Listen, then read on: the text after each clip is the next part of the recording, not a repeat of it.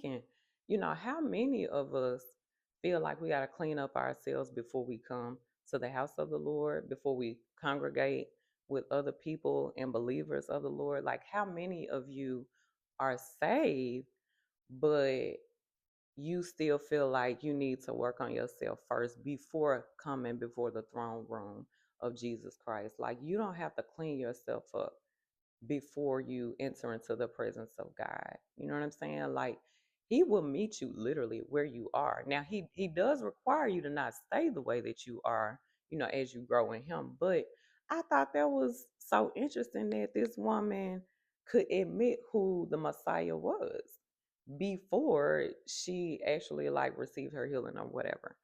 And then she ran and started telling people about Jesus and how he told her about her life and prophesied to her, like before she had the eloquent words to speak.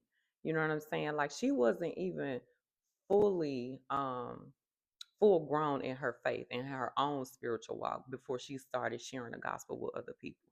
How many of you are waiting until you get to a certain point and until your language sounds pretty articulate, waiting until you have the right banners on YouTube?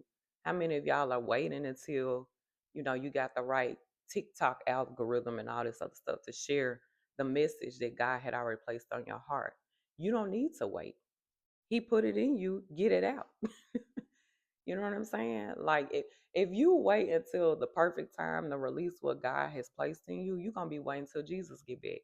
And you don't want to end up like the people with the talents, the one that buried the talent. Then the master was real upset that he never multiplied the talent that God placed in him.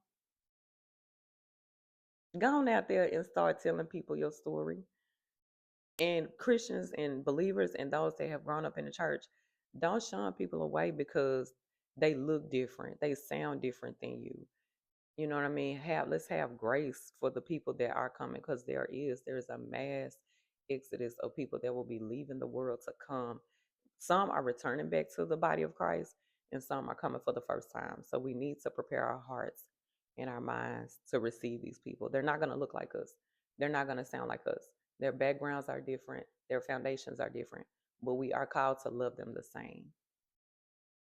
Okay. That's all I got today. Y'all be blessed. Okay. And have faith.